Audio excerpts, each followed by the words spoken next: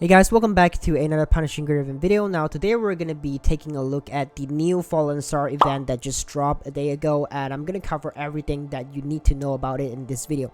In terms of how to farm, which stages should you be farming for the maximum amount of event currency, and which items should you be prioritizing in the aerial supply shop. So pretty much an event exchange shop. So if you end up finding this video helpful, be sure to leave a thumbs up and subscribe, and let's get into this. So first of all, let's take a look at the farming part, which is what most of you are concerned about. We're primarily gonna be talking about these three stages. To make it simple, I do know QL1 and QL2 drops event currency as well, but you know, it's gonna make the whole video a lot more complicated. I like to keep things simple, so let's just take a look at these three stages.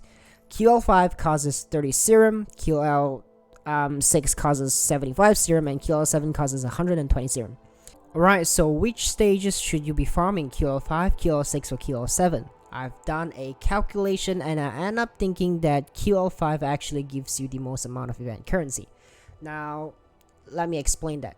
QL5 drops 36 event currency with only causing 30 serum. If you times 4 to that number, it would be around 120 serum, and 36 times 4 is equal to 144. Now, QL7, despite being the stages that cost the most amount of serum, only drops 136 event currency. So if you have time and you farm this QL5 4 times to get to the point where it costs the same amount of serum with QL7, you would get probably around 8 event currency more every single time you spend 120 serum. So it's up to you to think if it's worth it to farm 4 extra times when you could do it all in once, which is the QL7, and QL6 being one of the stages that doesn't drop as much event currency as QL5 or QL7. If you take this and you multiply it by 2, which it would cost around 150 serum now, and the drop went from 85 multiplied by 2 again to 170. Now, if you want to get the 150 serum equivalent to QL7, which only costs 120 serum, you need to deduct 30 serum from it. So it would get to 120. So you want to deduct 30 serum worth of event currency from your total drop, which is around 170, minus 30 serum, which would be equivalent to QL5, right? QL5 drops 36. So 170 minus 36 is around 134. If all of this is way too complicated for you, just know that QL6 is the one you shouldn't be farming because it's not worth it, and that's it. It's that simple. Now, a lot of you are gonna think about if there is only such a minute difference between QL5 and QL7, then I would rather just farm QL7 because I would save so much more time and put all those time into trying to clear Tower of Babel, right? Now, you can't just think it from your point, right? If you're a day 1 player since the launch like me, yes, QL7 would be really easy for you guys. But think about those new players that just come into the game, right? Maybe they just joined the game a week ago or 2 weeks ago. They might not have alpha because they missed it. They might not have characters that are at level 70 or something because they just started the game. They would be around level 50 or something. So they would not have enough BP to kind of clear QL7. So QL5 would be the most ideal stages for them because they could manage to clear it and still be able to farm the event currency instead of not being able to farm QL7 because they cannot clear the stage. Maybe because they don't have enough BP and it's too hard for them. Now, after you guys have got all the items that you need from the event shop, QL3 or QL4, no matter it's in a normal mode or challenge mode, it really doesn't make any difference because you're only there for the 6-star memories. I think the event currency drop is fixed at 5. I think it's that. And I mean, they have pretty much the same drop rate and they cost the same amount of serum, so it's really up to you. You're only there for the 6-star memories. If you want it harder, go to the challenge mode. If you want it easier, just go to the normal mode. It's completely up to you, and it's that simple. So now let's talk about the event shop, which is called the aerial supply. Whichever items you should be prioritizing, for my opinion, you should always go for the crystal first because the crystal leads to a gacha, which allows you to get A-class Watanabe for free. You could still get some R&D tickets and 6-star memory shards. which is really good. And you got like slot 1 and slot 4 Battlelog. So it's very good. You definitely want to prioritize that first. Alright, so now let's talk about how many Battlelog do you need. Now, if you're not interested in Dark Damage Watanabe, of course, you don't really need to go for this. Maybe you could go for like 4 sets of Battlelog for your Dark Damage Kamui, and that's it. But if you're interested in maining your Dark Damage Watanabe as your main DPS for Dark Team, you would definitely want to go for a 12 Battlelog to kind of resonate them, because you would ultimately want to be unlocking his awaken skill. Now, if you take a look at every single units, they would always have this awaken session in the bottom right on the screen, just beside the level up, right? If you click into it, take a look at this.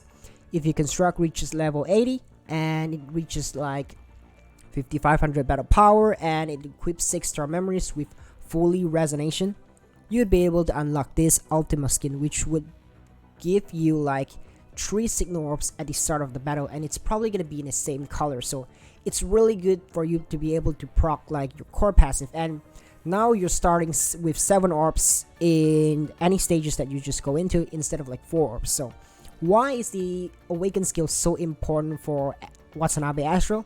Let's take a look at his core passive. Now, if you take a look at Watanabe Astral's core passive, upon using 3 orbs, any 3 orbs in the same color which you would get from your awaken skills, and then using a red orb, chances are your first 4 orbs that you come with whenever you start a new stage would have at least 1 red orb. If it doesn't, restart the stage and try it again.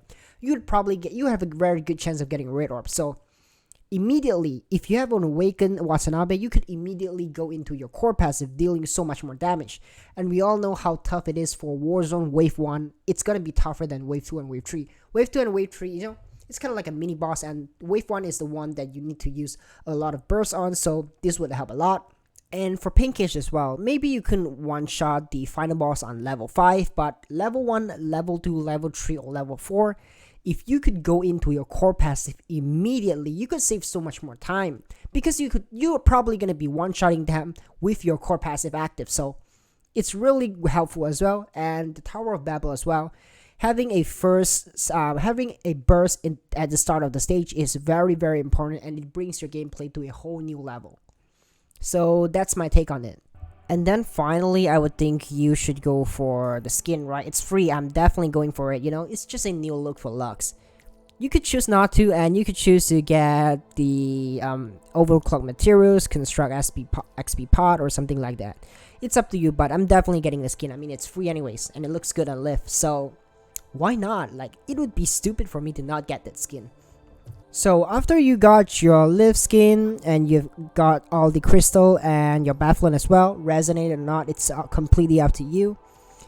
For me personally, I would go for this thing first, because I really need these. I only have like 47 of these, and they barely do anything when you're close to level 80. Leveling to level 80 cause a lot more construct ESP pods, so I'm definitely good for this. The resource down below is completely up to you. If you need any of those, just go and exchange it. It's completely up to you as well. And this too is probably like collection. Maybe there's a new there's a new place out in the dormitory. I don't know. It just looks like a collection to me. I'll look into it eventually. Alright, now I know what the uses are for the collection piece that you see on the event shop. They're probably like one of these chibis, right? In the dormitory. Now they're not your units, right? You can't play this. These are not playable units, but they could be, you know, it's so cool that you could put them into your dormitory, which maybe I should spend a little of my event currency for that, because they look really cute. And yeah, that's about it. I think if you like one of those, you know, adding like the enemy mobs into your dormitory, make sure you get that. I just think it looks really cute. So, and a lot of you are very curious about the Battlelog as well. I know a lot of you haven't unlocked all of the rewards yet. You pretty much unlock like some of the rewards because of the first clear in the mass deterioration. I think the rest of the Battlelocks you would be able to achieve is like what? Black Flash, right? First clear reward. So we will have to wait until Black Flash release, because the event is not available yet. Eventually, when it's available, you'll be able to gain more Battlelocks rewards. So that's about it. And thanks for watching.